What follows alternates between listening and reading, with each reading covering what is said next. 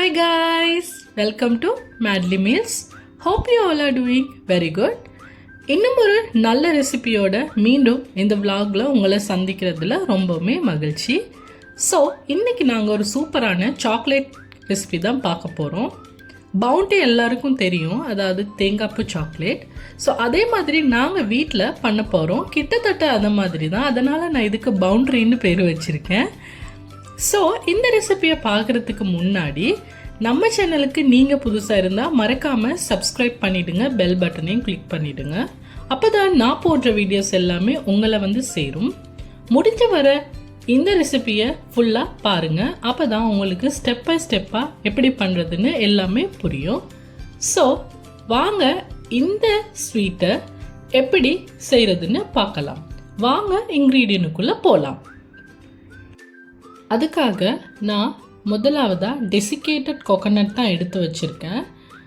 அது கூடவே 1 small dean contestant milk 390 கிராமில், கொஞ்சமாக சால்ட்டு, கொஞ்சமாக வெண்ணிலா எசன்ஸ் எடுத்து வச்சுருக்கேன். 1 டீஸ்பூன் கணக்கு வச்சுக்கோங்க வெண்ணிலா எசன்ஸுக்கு. 2 டைப்ஸ் ஆஃப் கலர் எடுத்து வச்சுருக்கேன், ஒரு ரெட் கலர், ஒரு க்ரீன் கலர். அதே மாதிரி சாக்லேட் 200 கிராம் எடுத்து வச்சுருக்கேன். குக்கிங் சாக்லேட்னு கேட்டு எடுத்துக்கிட்டால் இதுக்கு ரொம்பவே ஈஸியாக இருக்கும். ஒரு பவுலில் உங்களோட கண்டஸ்டன்ட் மில்கை உடச்சி ஆட் பண்ணிக்கோங்க. ஆட் பண்ணிவிட்டு அது கூடவே நீங்கள் எடுத்து வச்சுருக்கிற வெண்ணிலாவையும் ஆட் பண்ணிக்கோங்க. வெண்ணிலா எசன்ஸை இதோட மிக்ஸ் பண்ணினா தான் அதில் டேஸ்ட் நல்லாவே கொடுக்கும். உங்களுக்கு வேணுன்னா நீங்கள் சுகர் கூட ஆட் பண்ணிக்கலாம். நான் சாக்லேட்டில் சுகர் இருக்கிறதுனால இதுக்கு நான் சுகர் ஆட் பண்ணலை. ஸோ நல்லா மிக்ஸ் பண்ணி விட்டுடுங்க, எல்லாமே கம்பைன் ஆகிற மாதிரி. ஸோ இப்போ நாங்கள் டெசிகேட்டட் கோகோனட்டை கொஞ்சம் கொஞ்சமாக ஆட் பண்ணி மிக்ஸ் பண்ணிக்க போகிறோம். ஆக்சுவலாக டெசிகேட்டட் கோகோனட்க்கு உங்களுக்கு மெஷர்மெண்ட் தேவையில்லை. உங்களுக்கு எவ்வளோக்கு தேவைப்படுதோ அவ்வளோக்கு நீங்கள் ஆட் பண்ணிக்கலாம். ஃபர்ஸ்ட்டுக்கு நீங்கள் ஒரு 300 கிராம் எடுத்து வச்சுக்கோங்க. ஸோ கண்டஸ்டன்ட் மில்கில் கொஞ்சம் கொஞ்சமாக போட்டு நீங்கள் ஆட் பண்ணி மிக்ஸ் பண்ணிட்டு வரும்போது உங்களுக்கு அதில் கன்சிஸ்டன்சி நல்லாவே புரிஞ்சிட்டு வரும். ஸோ கையில் பிடிக்கிற பதத்துக்கு ஒட்டாமல் வந்த உடனே நீங்கள் நிப்பாட்டினீங்கன்னா அது சரியான பதத்தில் வந்து. ஸோ நீங்கள் சரியான குவான்டிட்டியை பார்த்து பண்ணிக்கோங்க. நீங்கள் இருக்கிற இடத்த பொறுத்து, உங்களோட கண்டஸ்டன்ட் மில்கை பொறுத்து. ஸோ நீங்கள் டெசிகேட்டட் கோகோனட்லேயும் கண்டஸ்டன்ட் மில்கை ஆட் பண்ணி மிக்ஸ் பண்ணலாம். பட் இதுதான் ரொம்பவே பெட்டரான ஐடியா. நீங்கள் வந்து கண்டஸ்டன்ட் மில்கை பவுலில் ஆட் பண்ணிவிட்டு கொஞ்சம் கொஞ்சமாக டெசிகேட்டட் கோகோனட்டை ஆட் பண்ணுறது தான் சூப்பரான ஐடியா. உங்களுக்கு ஃப்ரெஷ் தேங்காய் கூட ஆட் பண்ணிக்கலாம், பட் அது லாஸ்ட் லாங்காக இருக்காது. ஒரு 1 to 2 டேஸில் மாதிரி நீங்கள் ஃபினிஷ் பண்ணுறீங்களா இருந்தால் நீங்கள் ஃப்ரெஷ் கோகோனட் ஆட் பண்ணிக்கோங்க. டெசிகேட்டட் கோகோனட்னு கடையில் கேட்டால் உங்களுக்கு கிடைக்கும். இல்லைன்னா நீங்கள் வந்து ஃப்ரெஷ் கோகோனட்டை பேனை கொஞ்சம் சூடாக்கி லேசாக மெதுவான சூட்டில் வறுத்து எடுத்துகிட்டு கொஞ்சம் தண்ணி ஊற்றாமல் பிளெண்ட் பண்ணி எடுத்துட்டிங்கன்னா அதுவும் கிட்டத்தட்ட டெசிகேட்டட் கோகோனட் மாதிரி தான். 1 வீக் மாதிரி அது உங்களுக்கு ஸ்டே பண்ணுறதுக்கு ஹெல்ப் பண்ணும். ஸோ இந்த மாதிரி நல்லா கண்டஸ்டன்ட் மில்கோட நல்லா மிக்ஸ் பண்ணி விட்டுடுங்க. உங்களுக்கு வீடியோவில் பார்த்தாலே தெரியும் சரியான பதம், கையில் ஒட்டவே ஒட்டாது. அந்த பதத்துக்கு வந்த உடனே நீங்கள் தேங்காய் போடுறதை நிப்பாட்டிடுங்க. ஸோ நான் இதை 3ஆக பிரித்து வச்சிருக்கிறேன். கிராம் கணக்கெல்லாம் இல்லை, உங்களுக்கு எந்த மாதிரி கலர் தேவையோ அப்படி பிரிச்சுக்குங்க. நான் ஒரு ஒயிட்டும் ஒரு ரெட்டும் ஒரு க்ரீனும் தான் செய்ய போகிறேன். ஸோ முதலாவது ரெட் கலர் செய்கிறதுக்காக ஒரு போர்ஷனில் கொஞ்சமாக ஆட் பண்ணி நல்லா மிக்ஸ் பண்ணி விட்டுக்க போகிறேன். ஸோ உங்களுக்கு 3யுமே கலராக கூட செய்யலாம், பட் நான் green and red with white தான் செஞ்சு பார்க்க போகிறேன். நான் இந்த மாதிரி தான் உங்களுக்கு செஞ்சு காட்ட போகிறேன். ஸோ ஃபஸ்ட்டு நான் ரெட் கலரை செஞ்சு எடுத்துட்டேன். உங்களுக்கு வேணும்னா ரெட் கலரை கொஞ்சமாக கம்மியாகவே போட்டு பிங்கிஷாக எடுத்துக்கோங்க. அப்போ ஒரு நல்ல ஒரு பிங்க் கலரில் அது உங்களுக்கு கிடைக்கும். ஸோ இந்த மாதிரி நல்லா கம்ப்ளீட்டாக மிக்ஸ் பண்ணி எடுத்துட்டேன். இப்போ நான் க்ரீன் கலர் மிக்ஸ் பண்ண போகிறேன். அதை நல்லாவே மிக்ஸ் பண்ணி அதையும் நான் எடுத்துக்க போகிறேன். புதுசாக ஒரு க்ரீன் கலர் ஒன்று வாங்கினேங்க, அதை ட்ரை பண்ணி பார்த்தா அது கொஞ்சம் கலர் மாறிடுச்சு. பட் என்கிட்ட இருந்த பழைய க்ரீன் கலரை ஆட் பண்ணி நான் அதை மிக்ஸ் பண்ணி எடுத்துக்கிட்டேன். ஸோ கலருமே நல்லா பார்த்தே எடுத்துக்குங்க. எனக்கு கொஞ்சம் பிராண்டில் மிஸ் ஆயிடுச்சு. ஸோ இந்த மாதிரி நல்லா மிக்ஸ் பண்ணி விட்டுடுங்க. நல்லா மிக்ஸ் பண்ணி விட்டதுக்கப்புறம் ஒரு பேனில் நீங்கள் உங்களுக்கு ஷீட்டை போட்டு எடுத்து வச்சுக்கோங்க. இந்த மாதிரி ஒரு பேக்கிங் பேன்லேயோ இல்லாட்டி ஒரு பிளேட்லேயோ போட்டு ஷீட்டை போட்டு ரெடியாக வச்சுக்கோங்க. கொஞ்சமாக எடுத்து உங்களுக்கு தேவையான டிசைனில் நீங்கள் பண்ணிக்கலாம். சாக்லேட்க்கு இப்படி தான் ஒரு டிசைன் இல்லை, நான் 2 to 3 டைப்ஸ் ஆஃப் டிசைனில் தான் பண்ண போகிறேன். நான் பண்ணுற 3 கலர்ஸுமே வேறு வேறு டிசைனில் தான் பண்ண போகிறேன். க்ரீன் கலர் எல்லாத்தையுமே நான் ஒரு ரெக்டாங்கிள் ஷேப்பில் பண்ணி எடுத்துட்டேன். பவுண்ட்ரி சாக்லேட் வந்து நார்மலாக அது ரெக்டாங்கிள் சைஸில் தான் இருக்கும், பட் இது சின்ன பவுண்ட்ரி. ஸோ நான் இந்த மாதிரி பவுண்ட்ரி எல்லாத்தையுமே ரெக்டாங்கிள் ஷேப்பில் செஞ்சு எடுத்துட்டேன். நான் இப்போ ரெட் கலர் எல்லாமே ஒரு ஹார்ட் ஷேப்பில் தான் செஞ்சுருக்கேன். ஹார்ட் கட்டரை யூஸ் பண்ணி தான் செஞ்சுருக்கேன். பட் நீங்கள் கத்தியால் கூட அழகாக ஹார்ட்டை வெட்டிக்கலாம். ஸோ இந்த மாதிரி ஹார்ட் கட்டரை வச்சு அதுள்ளுக்கு நான் கொஞ்சமாக டவ் எடுத்து உள்ளுக்கு வச்சு ப்ரெஸ் பண்ணி ஹார்ட் மாதிரி செஞ்சு எடுத்துட்டேன்.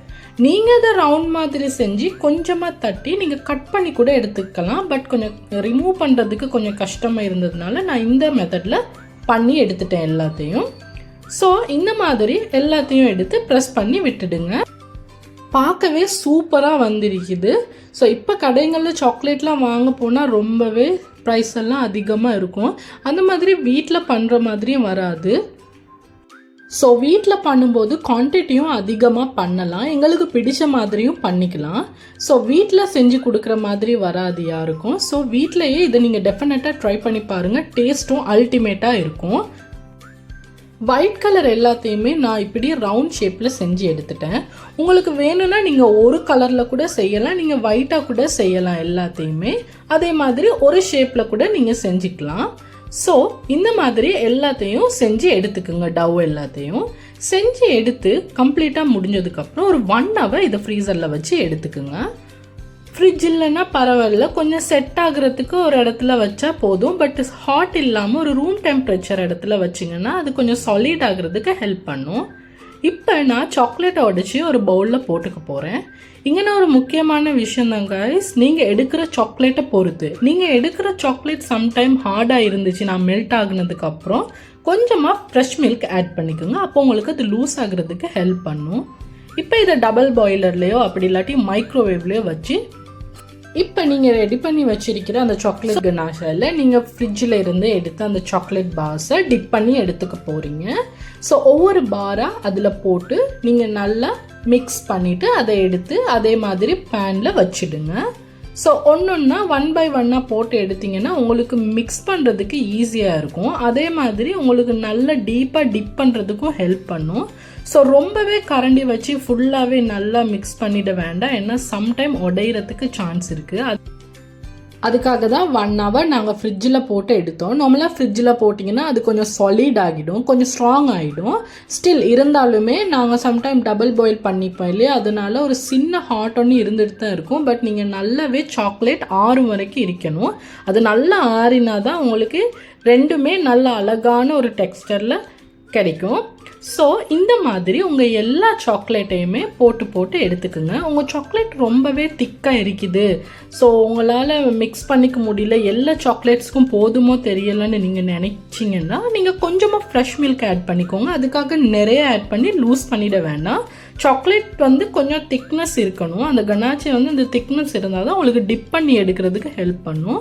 ஸோ இந்த மாதிரி உங்கள் எல்லா சாக்லேட்ஸையுமே அழகாக டிப் பண்ணி எடுத்துக்குங்க.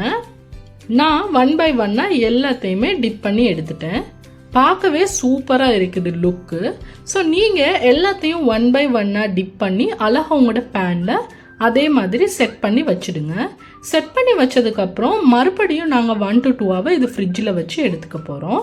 அப்போ தான் இன்னுமே சாலிடாக ஸ்ட்ராங்காக ஆகும். ஸோ ஃப்ரிட்ஜில் வைக்க முன்னாடி நான் மறந்துட்டேன் உங்களுக்கு சொல்கிறதுக்கு, நான் செஞ்சிட்டேன் பட் எனக்கு வீடியோ எடுக்கிறதுக்கு மறந்துடுச்சு. So sorry guys. ஸோ என்ன பண்ணுன்னா ஃபோக் எடுத்து மேலே ப்ரெஸ் பண்ணி லேசாக ஸ்லைடாக இழுத்து விட்டுடுங்க. அது உங்களுக்கு ஒரு அழகான டிசைனை மேலே கொடுக்கும். ஸோ சாக்லேட் மாதிரியே இருக்கும். நான் ஒரு தடவை பண்ணிவிட்டேன், அதுக்கு மேலே பண்ணதானால இந்த மாதிரி பாக்ஸ் ஷேப்பில் ஆகிடுச்சு. பட் நீங்கள் ஒரு லைன் மட்டும் இழுத்து விட்டுடுங்க. ஸோ பாருங்க காய்ஸ், ஆஃப்டர் ஃப்ரிட்ஜில் வச்சு 2 hours போகிறோம் நான் வெளியே எடுத்துட்டேன். இதுதான் ஃபைனல் லுக்கு. பார்க்கவே சூப்பராக இருக்குது. அதுவும் இல்லாமல் டேஸ்ட்டும் அதே மாதிரி அல்டிமேட்டாக இருந்துச்சு. கிட்டத்தட்ட பவுண்டி சாக்லேட் மாதிரியே இருந்துச்சு.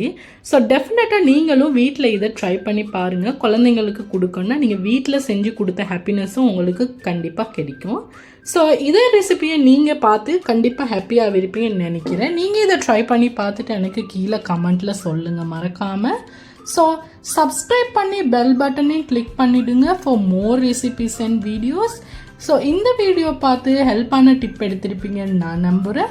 ஸோ இதே போல் ஒரு நல்ல ரெசிபியோட மீண்டும் எண்ட் vlogல நான் உங்களை சந்திக்கும் வரை until then take care. Bye bye.